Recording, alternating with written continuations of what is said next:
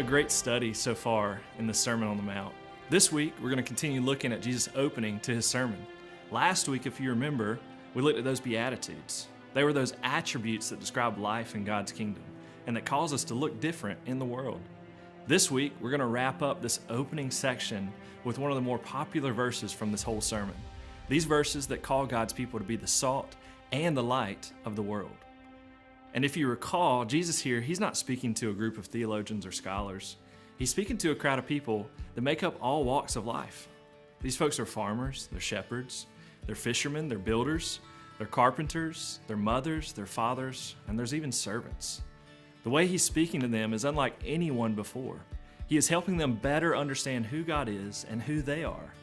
And so for the first century Jews that Jesus is speaking to here, they immediately recognize the importance of these two things, salt and light, and how they are essential parts of all of life in this time. So for these people, they are hearing Jesus tell them, you have value, you have meaning, you have purpose in this life. So when it comes to these two things, salt and light, these two things, these two elements, they're distinctly different from everything it comes in contact with. And in the same way, Jesus is calling his people to be different than the world around them. When it comes to salt, for the most part, it has three main uses. One, it's used for flavor. Two, it's used as a preservative. And three, it has healing properties.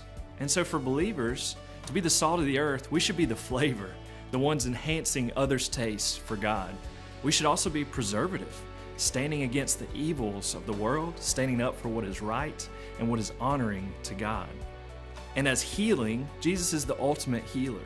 Only through his death and his resurrection can our ultimate wounds, that separation between us and God, only through the cross can we be healed.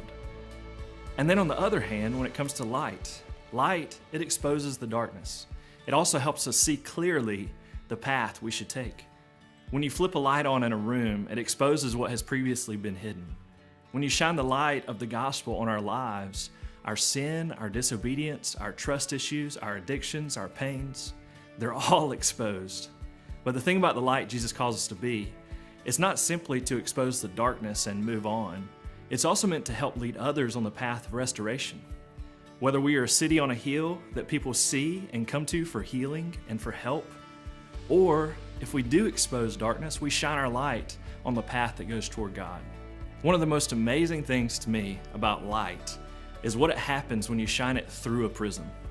And now we all use those in middle school, but a prism is a glass object that is formed in just a way that when light comes through one side, it bends, it moves, it spreads out on the other side to display this full and beautiful array of colors that we typically call a rainbow.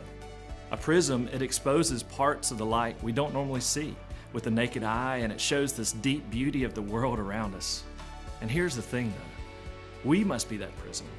In this passage, we must recognize that the light we shine is the light, the gospel, the truth that Jesus has given us through his word and through his spirit.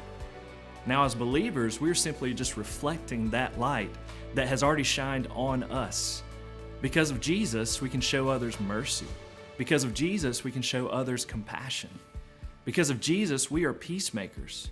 Because of Jesus, we love our neighbor as ourselves. Because of Jesus, we show others how much God has loved his children. But remember though, the prism, it does not produce its own light. The light comes from the outside. But the prism shows the world how the light works. In the same way, when we reflect Jesus to the world around us, and as verse 16 here says, so that they see our good works, but ultimately they see and give God the glory. And so these two metaphors, the salt and light, they should challenge our everyday decisions. They should help us to realize the influence we have on others' lives. Even if we don't think we have any influence, we actually do. People see us every single day. People watch us everywhere we go. Our jobs, our families, our homes, the grocery store, online, on social media. Even if you don't think people are seeing you, someone does.